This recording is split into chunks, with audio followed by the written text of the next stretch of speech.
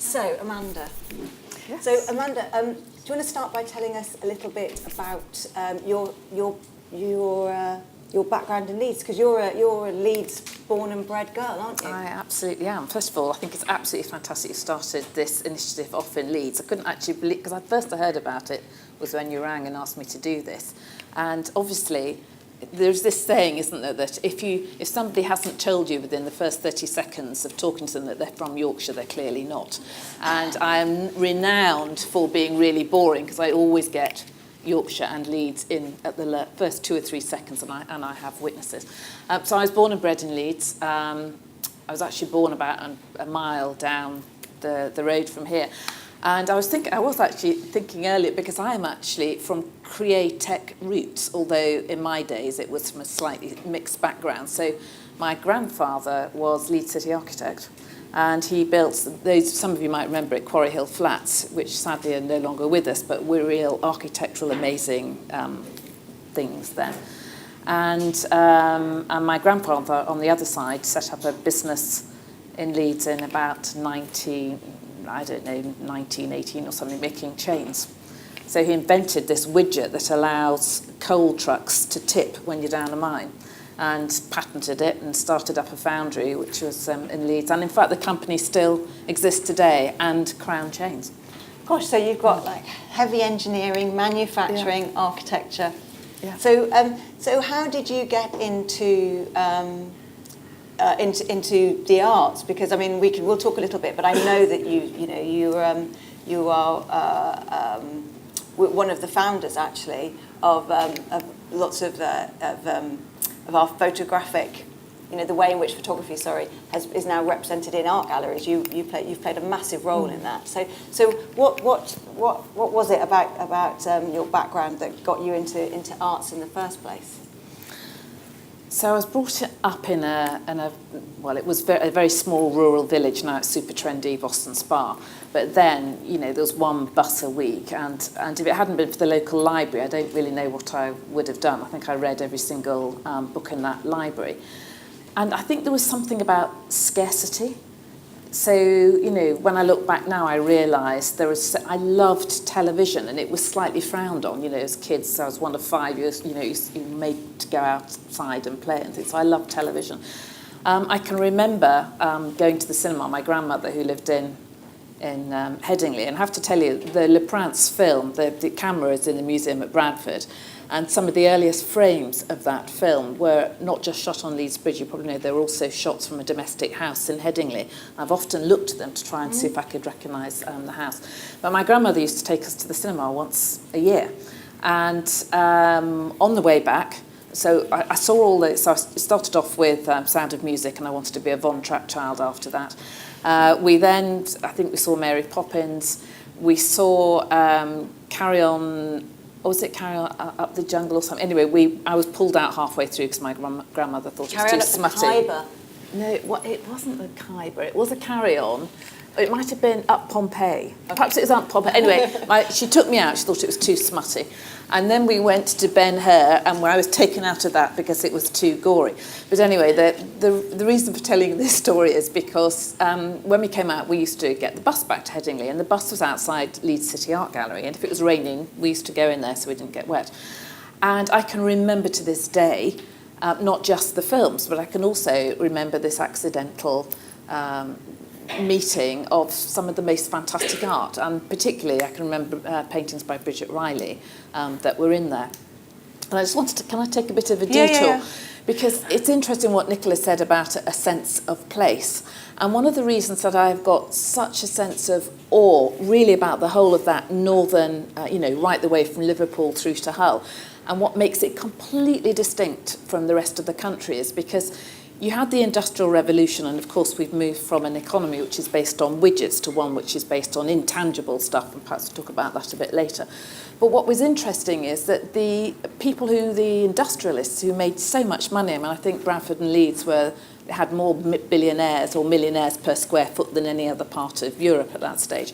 But they reinvested their money back into the great art galleries and the cultural institutions that we have. And the public matched this. So there is nowhere else, I don't think, in the whole of the country that has got this string of cultural institutions. And the reason that they invested in them was because they believed in education. And I often sort of play around with this notion that perhaps these, the great industrial entrepreneurs of the time, even though they were dealing in widgets, they obviously knew down in their DNA that the sense of education, exposure to a wider sort of world, and the fact of being able to take flight in your mind through interacting with creativity, they sort of understood that it was really, really important. And do you think that because both Nicola and I are, I think, and I know that you are as well. We have these conversations often, but do you feel that that civic life, our sort of modern day industrialists get it as well? Do you think that we're investing as much as we should do? Do you think that that we have got more synergy between different parts of industry and education and the creative sector?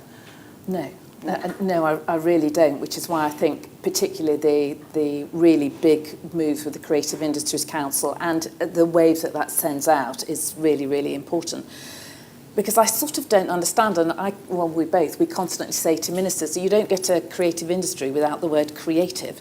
And that sense of being creative comes from, you can't teach somebody to be creative, but you can create an incubator, an environment where you can. So the libraries, the city art galleries are really important. Things like sculpture park's really important. That ability to just interface almost in a serendipitous way is what sparks it. I think the other big thing that's holding us back as a country in terms of driving one of our biggest industries forward is there is still a perception that the arts and creativity in all its sense, let's face it, you need creativity to design a dashboard for a Jaguar car as much as you need it for a dance thing. They're completely interactive.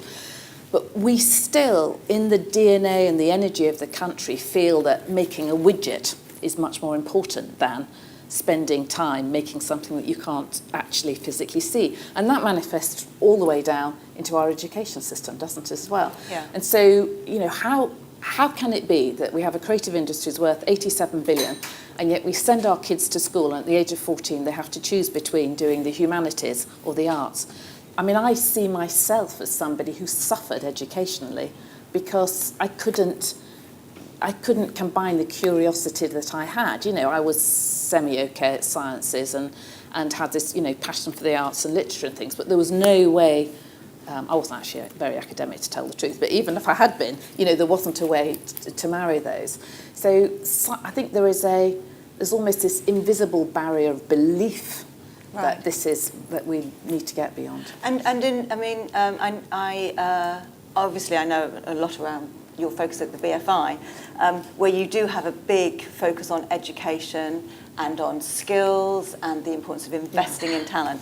But in some of your previous roles, so when you were at Bradford for I don't know nearly how many years, 10 years. Yeah. So there it's been a really, really important role as well. So tell me something about the things that you think that you've been trying to do within the organisations that you've worked for, that you've grown, and the how you have nurtured education, and what are the sorts of challenges that you've faced in trying to get that, in trying to shine a light on the importance of that conversation, and what have your challenges been, and your thoughts really around what as a community we need to do to really address some of those challenges. Okay, so just in case I forget, because I know I tend to go on, so there are two things I want to talk about. One is opportunity, and the other one is I want to talk a lot about ambition and internationalism. So in terms of opportunity, I suppose what's driven me all my life is that, and if I think about my own, everybody's influenced by their own background, aren't they? And I suppose that if you're born in a small village in Yorkshire, there are so many institutions out there that you couldn't even possibly conceive. I mean, my mother still is astonished, if I say, I just popped down to Pinewood, or, you've been to BAFTA or something. These are completely, you might as well say, I'm just going off to the moon. And that's sort of really, really wrong. And I suppose I've been driven by this notion to break down those barriers, because, you know, we talk a lot about, you know, there's talent everywhere, but opportunity isn't there. But a lot of this is the sense of confidence and ambition that people feel that they can have for themselves, and breaking down those barriers. So what's driven me, I think, all my life is that I love all the arts. You know, I love anything that inspires. I can remember my first dancing lesson, for example, which was in a dancing school in Headingley. I can't dance, I can't paint, I can't play the piano. I mean, I've had a go at everything. I'm rubbish at the whole lot. I can just about. But the important thing is that I know I'm rubbish at it. So that, I think, makes me a better conductor, because I'm desperate to do two things. One is to make it as easy as possible for practitioners to be able to practice and develop. And the second thing is I'm absolutely desperate to help people who want to consume and enjoy that stuff find a route to doing that, and not to feel there's some intellectual barrier, that it's perfectly all right to sort of knock on the door and go through it and start to learn as you go. I mean, one of the things that I noticed that you that happened, I suppose, about 6 or 7 years ago, was you changed the conversation at the BFI to be about the audience rather than about, you know, who was making the stuff. So that relates very much to what you're saying, really, in terms of engaging. So can you tell us a little bit about that, because that's it. Yeah, you know, that's, I think that was a balance. So rather than and it was for a very, very particular reason. So to be really clear, so the role of the BFI is to take that risk. It is really we are very, very privileged. We have access to public funds. It is to take that risk to help projects that are just not going to happen without it. And indeed, we've done so many projects together, whether it's Notes on Blindness, where actually I think we helped on the VR thing, Lady Macbeth, which I think is one of the most glorious films ever, and I could weep that it has done, you know, it should have done so much better at the box office. I mean, you know, that's the problem. So, you know, supporting practitioners, art, you know, filmmakers is really important. However, in the context of film very specifically, producers of film tend to think more about where am I going to get the money to make the next film, and they're not thinking enough about the audiences. So for turning very specifically to film in this country, I find it really upsetting that British independent film only has between 7 and 14% of the market. You know, 14% in a good year. Last year it was 7%. That means 93% of that market went to non-British films. That can't be right, can it? So that's why I wanted to change the conversation, for us to start really thinking about audiences and what audiences want. I mean, if I can sort of go back to my museum days. Yeah. So I was working at Bradford, which is part of the Science Museum, and was deputy director of the whole Science Museum group. At that moment, when Margaret Thatcher, I didn't agree with it at all, she introduced charging into museums. And fortunately, it didn't last for very long, but perhaps looking back in retrospect, it was one of the best things that's ever happened to museums, because they had to start thinking about people coming through the door. Because you are in competition, you have to think about how you are going to make yourself really, really attractive to museums. And if you think about where museums were 30 years ago and where they are now, they're places we all migrate to. We think, let's go to a museum, whereas 30 years ago you didn't. It was somewhere you went to get out of the rain, you know, at a bus stop. So I think that sense of understanding your audience, I mean, it's actually what's driving our economy, but the difficult balances between, I think the BFI's job is, it's almost schizophrenic, is to invest behind practitioners and artists and filmmakers who are going to create stuff that audiences don't yet know that they want. And at the same time, to help build up a sensibility about how we build audiences who are going to be more adventurous in their and so staying on that theme, you wanted to talk a bit about the UK in the international space. So one of the perhaps one of the great advantages of digital is that you communicate globally. I mean, nearly all of the games businesses that we invest in and that we work with, they don't think domestic, they think international. Film also thinks like that, but perhaps with British film, maybe less so sometimes. So I'm just interested in what you think the challenges are, because we do make some amazing films, some amazing content, and our TV, as I said, high-end British TV drama is storming it, isn't it? Yeah. So what are the things that you think that we need to do to see that impact ripple through other parts of our creative industries, and in particular in film? Okay, so it's a really good question. So I think in the context, I think games, you're right, is way ahead. It almost doesn't see boundaries, does it? And I think film already gets it because they need to sell internationally. I think when it comes to the international agenda, I was thinking more along the theme of today and this whole sense of place. And so you're doing your first event in Leeds. And I think the really important thing is that when we're thinking about the growth of the creative industries and becoming a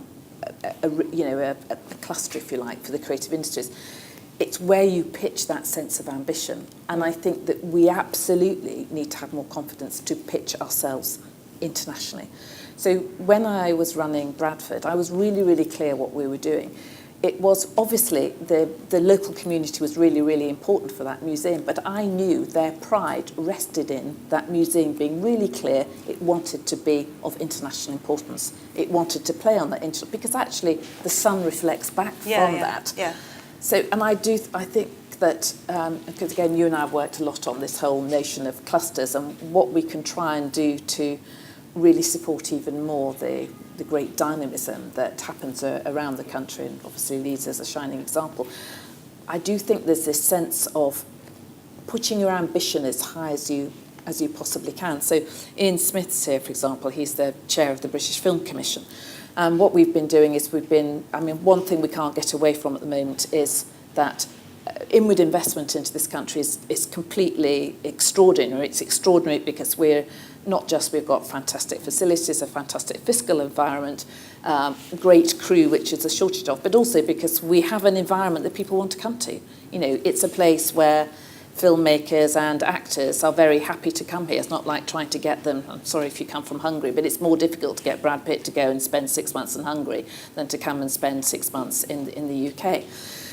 But in a way, if we want to grow, and we have to grow capacity and capability, then we have to push it outside London.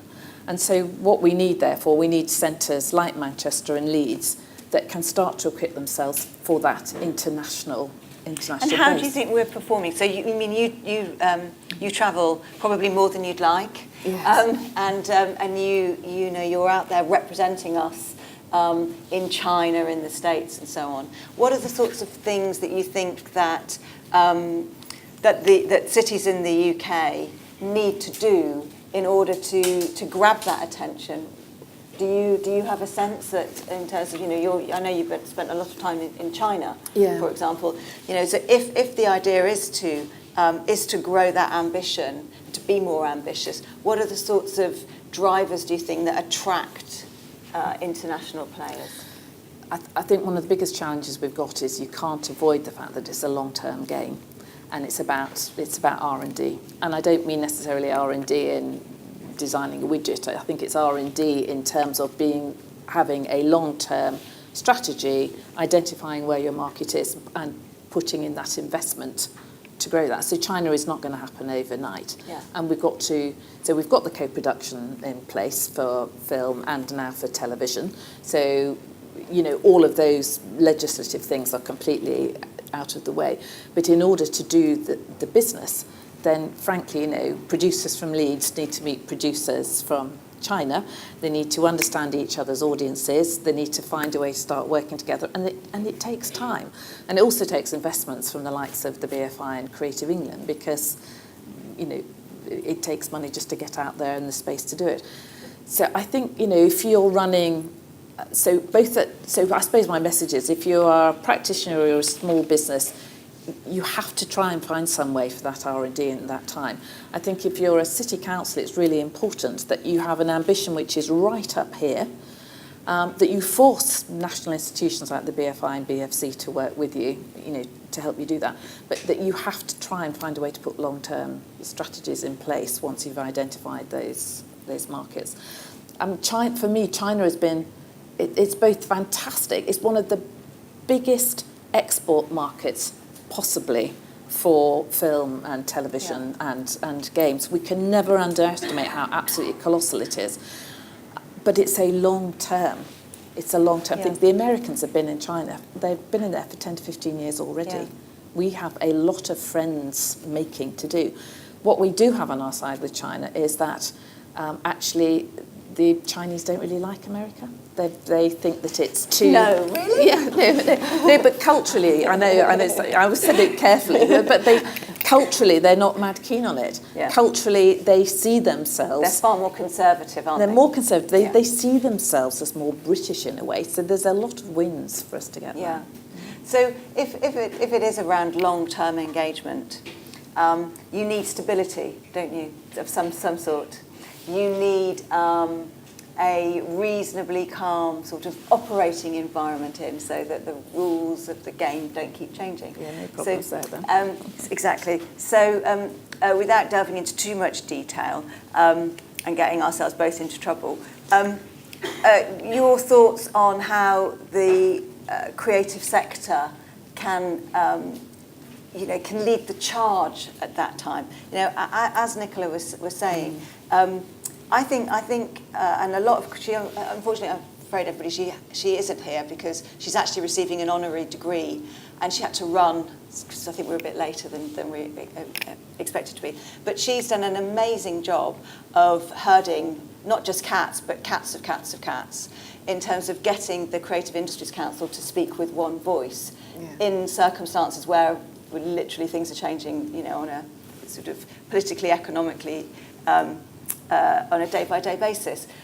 So how does the creative sector, do you think, make sure that it can lead the charge given the very changeable environment that we're working within? What are the sorts of tools that you've used, or the sort of resilience that you personally have built up in order to weather those storms? I think the creative industries potentially is the secret weapon to try and sort out the shifting international standards. I mean, you yourself said both games and film already have their own very strong networks, internationally. Practitioners tend to not recognise those barriers. So I think it's up to organisations like the BFI and Creative England and BFC and whatever to argue like mad in the new political environment to ensure things like freedom of movement of people and some of the fiscal things are protected as far as we are able and aren't negotiated away because there's a bigger prize there.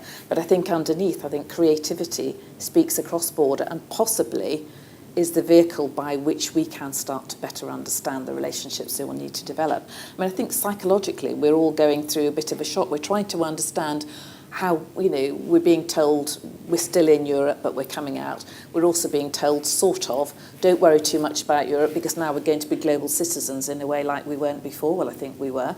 So I think the arts have, at times of change, the arts have always been that power to help us both, as a mirror and as a window, start to understand and often to keep trajectories open. I mean, I would love it if there were two negotiations going on in parallel. We could have the hard-edged trade negotiations going on, but on the other hand, we could commit ourselves as a nation. I can't see this happening, but perhaps we could really start a movement going with the old Be Creative. We could commit ourselves as a nation to working collectively across all the arts to use the arts as a negotiating thing to better understand how we're going to work collectively together in whatever this new world is. I've got a lovely image in my head, which is Michel Barnier and Boris Johnson negotiating by interpretation through dance. And so I want to just leave that image with you there. And I want to thank you ever so much for coming back home. Thank you. And for your time today. Thank you so much, Amanda. Thank you very much, Amanda.